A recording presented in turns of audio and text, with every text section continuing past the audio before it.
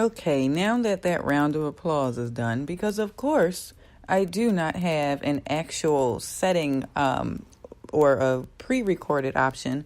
But hello everyone, my name is Zakia of naturalsoapbyzakia.com and livesoapschool.com, and we are continuing on our journey on Spreaker and figuring out the settings as well as the sharing options for this podcasting platform. If you missed it yesterday, it's still available right here on the dashboard where you can see how I made the decision to go with Spreaker over some of the other options. But again, today, I think it's not a catch-all. I don't think it's a 100% solution.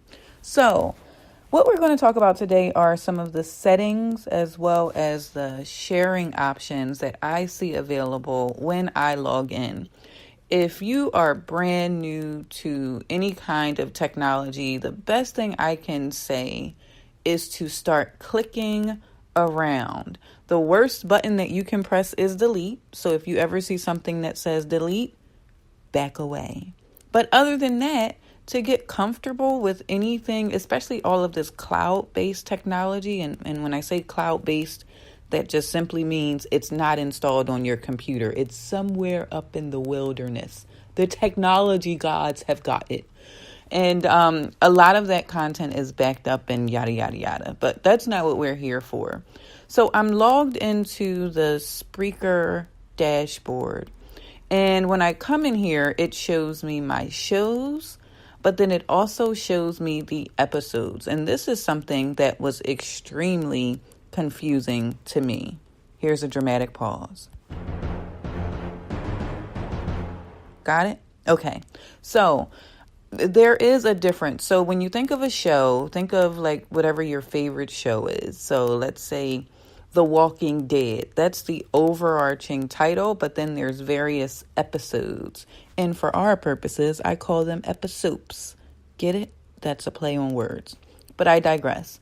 So you have the option of updating both a show image as well as an episode image so that every time it is posted or shared or published, there is a different image. Now, I think for consistency's sake, depending on where you want to go with the podcast, you probably would keep the show image the same and maybe even the episode image the same if you are doing like some kind of branding. But right now we're just kicking our feet, kicking down the aisle, trying to figure out what it is that we want. So we are logged in, and what we see at the top is the name of our show and then the option to either upload new episodes to it, import from an RSS feed. So if you already have a ton of other podcasts somewhere, you could import them.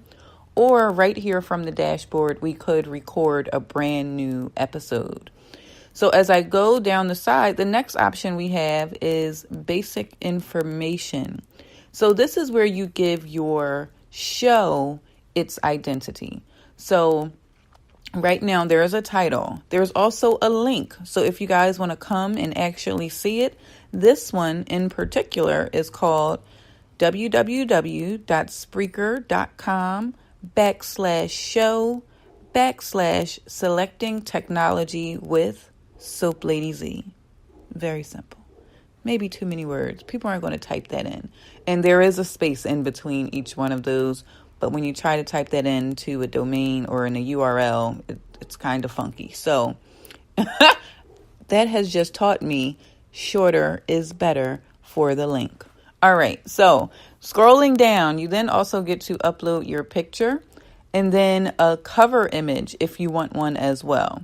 That is a pro feature. I am currently using the free feature. So everything that I'm telling you on here can be done for free, including this live podcast. Now I'm trying to figure out how I would actually be able to see you guys commenting on here, but I haven't gotten there yet. So maybe next time.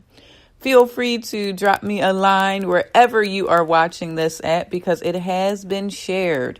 And sharing is something that's pretty cool too. This can go out everywhere. Do you hear me? Everywhere. You can post it to Facebook.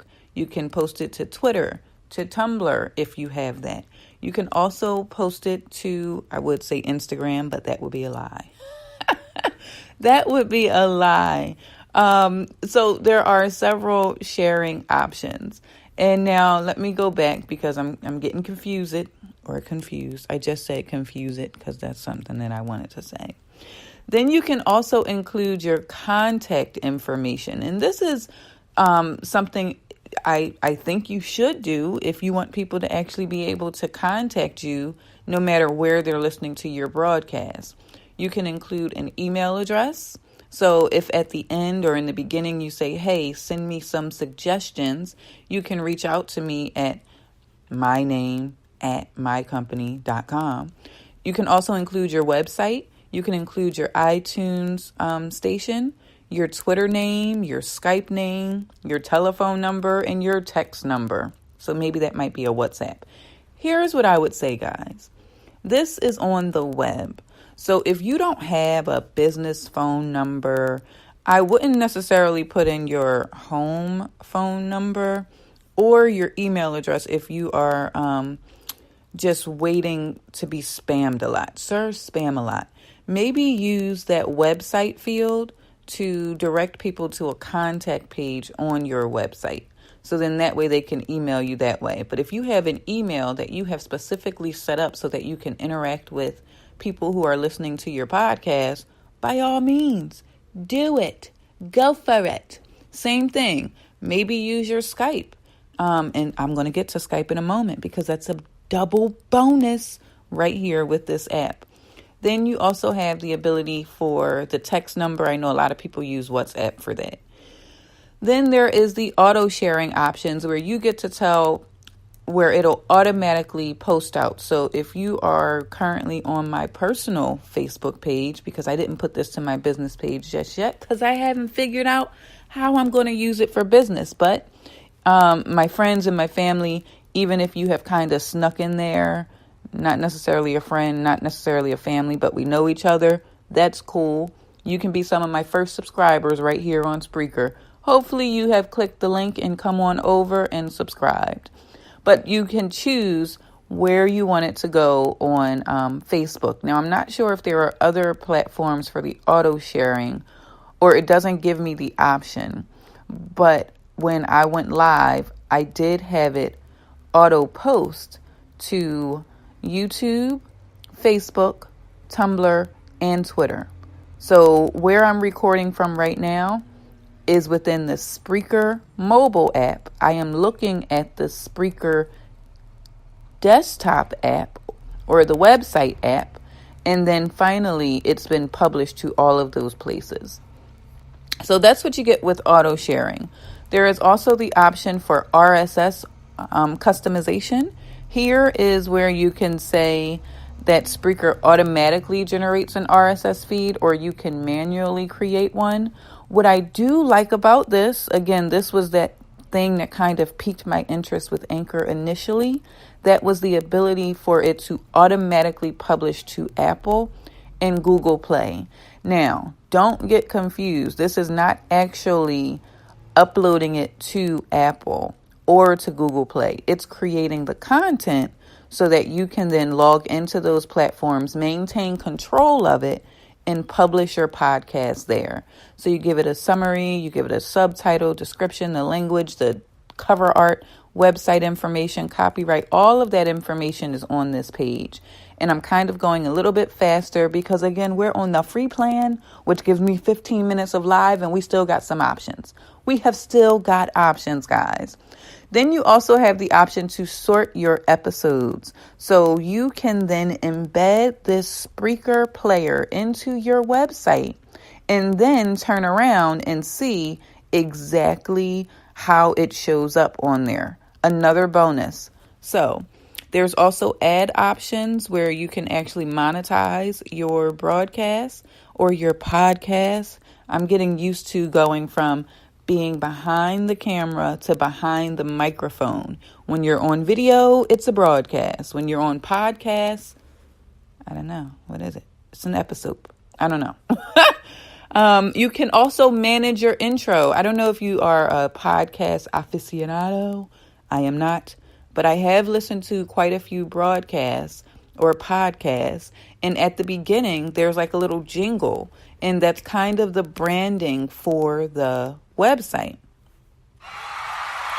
That's an obligatory clap or whatever going on there. I should probably stop it. Okay. And then you can also go down one more and select to import your episodes or RSS feeds. You can also create an episode calendar.